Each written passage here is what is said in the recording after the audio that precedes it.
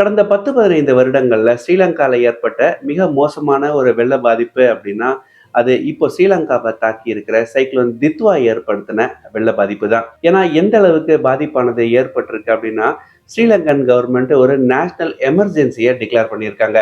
இந்த சைக்ளோன் தித்வானால கிட்டத்தட்ட ஒரு 153 பேர் இறந்து போயிருக்காங்க.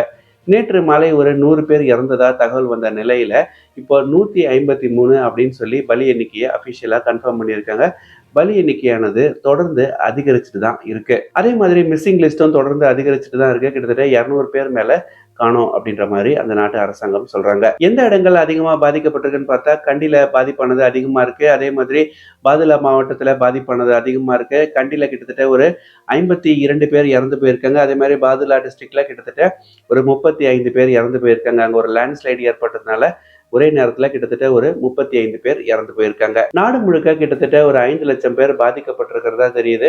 78,000 இருந்து 80,000 பேர் பாதுகாப்பான முகாம்ல தங்க வைக்கப்பட்டிருக்காங்களாம். ஸ்ரீலங்கன் கவர்மெண்ட் நேஷனல் எமர்ஜென்சியை டிக்ளேர் பண்ணியிருக்கிற நிலையில நம்ம இந்தியா ஆபரேஷன் சாகர் பந்து அப்படின்ற ஒரு விஷயத்த தொடங்கி இருக்காங்க. இந்தியன் ஏர்போர்ஸ்க்கு சொந்தமான C-130J டிரான்ஸ்போர்ட் ஏர்கிராஃப்ட்ல கிட்டத்தட்ட இது வரைக்கும் நம்ம ஒரு 21 tons of essential supplies and relief மெஷர்ஸை ஸ்ரீலங்காவுக்கு கொடுத்திருக்கோம். இதெல்லாம் ஒரு பக்கம் இருக்க, நம்ம இந்தியாவுக்கும் ஸ்ரீலங்காவுக்கும் இடையிலான 50க்கும் மேற்பட்ட விமான சேவைகளானது ரத்து செய்யப்பட்டிருக்கு. இலங்கை பண்டாரநாயக்க இன்டர்நேஷனல் ஏர்போர்ட்ல கிட்டத்தட்ட 300 பேசஞ்சர்ஸ் ஸ்டாண்டர்டா இருக்கிறதா தெரியுது.